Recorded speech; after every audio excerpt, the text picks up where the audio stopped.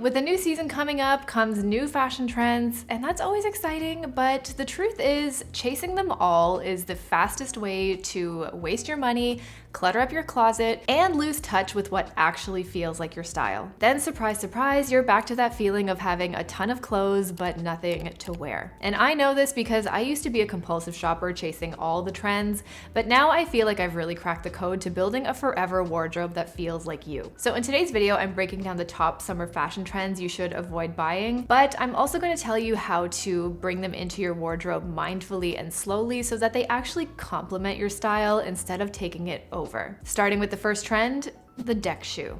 For the past few years, the whole quiet luxury thing has been trending. We had things like Coastal Grandmother, quiet luxury and minimalism with shows like Succession, and now I guess we're getting into yacht core. If you're the type of person who really enjoys things like loafers, or you have more of a classic preppy style, then I do think this shoe would complement your wardrobe really well. And I do think that these shoes can be used as a tool almost to add some irony to an outfit. So I've seen these shoes styled with more streetwear looks, more feminine looks, to play with things like contrast in an outfit. I think it can be very useful for that. For me personally, I'm going to be skipping this trend, and that's because one, I didn't really like them in the first place the first time that I saw them. I wasn't drawn to them, and I didn't find myself immediately thinking of ways that I could style them or outfits that I saw myself wearing them personally. So that is one tip if you do find yourself thinking about buying into a trend or wondering if it's for you.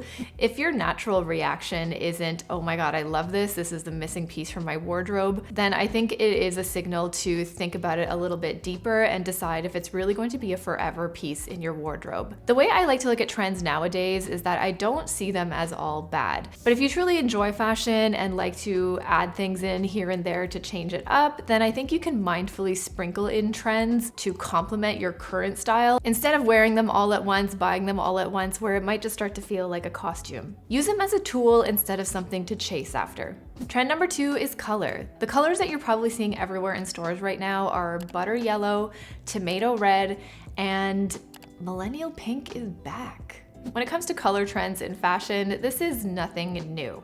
With this, I think it's better not to overthink it.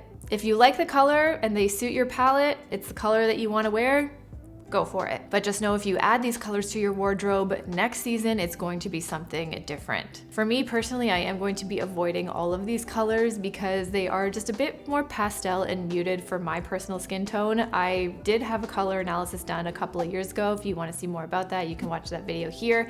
But I found out that I am a deep, cool, and clear color type, or probably like a deep winter if we're talking color seasons. So more saturated, high contrast colors tend to look better on me versus these muted, pastel-y, buttery, dusty tones that seem to be trending right now. I think it's more important to wear the colors that you enjoy and that suit you rather than always chasing that trendy hot color. The next trend I think you can easily avoid because most of us probably already own it already, and that is minimalism. I think minimalistic style, simple style is fairly classic. It's always kind of been on trend, but the version of minimalism you might be seeing on trend this season is, I guess, more of a elevated, basic, modern form of minimalism. So instead of a simple basic plain white t-shirt, which I think most of us own, you might be seeing that same t-shirt with a bit more of a twist. So think a basic tee with one shoulder, some ruching on the sides, just small little details and adjustments to make that basic just a bit more of a statement.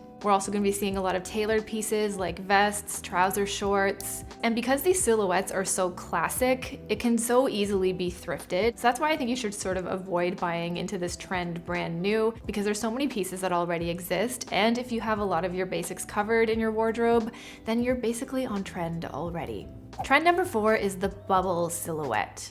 This is something that I've started to see more and more of in stores. It started to catch on, I think, a little bit last summer through bubble mini skirts and even bubble maxi skirts. And I'm seeing that a lot this year, but you also might start to see it in things like tops, tube tops, peplum style tops, things like that. And I think the key to approaching this trend is to think more about not the piece itself, but how the silhouette can be used as a tool in your style. I actually like the peplum silhouette, especially as a tube top, but I think I will be avoiding it in things like hot pants, mini skirts, and long skirts, although I do think it does look really nice. So when I would avoid buying into this trend is if you can't really see yourself styling it in more than one way, or thinking about how you can use this shape as a tool to add interest to your wardrobe, that's when I think I would leave it alone. The key to bringing trends into your wardrobe is to get creative with them and think about ways that you can bring them into your wardrobe with longevity so that you'll continue to wear them even after they're no longer cool. Summer trend number 5 are Peeptoe shoes. These I think are a bit of a response to the mesh shoe, the jelly shoe, the transparent shoe that's been trending. I think it's very cute, it's very retro inspired. So in many ways this silhouette and trend is quite classic, and you can use them as a tool to show some skin in your outfits if you feel like you need that. For me, I have a lot of shoes that I love to wear, that I want to wear more of. I also bought the mesh flats from last year and I plan on continuing to wear them this year. So this is a trend I'm gonna be skipping.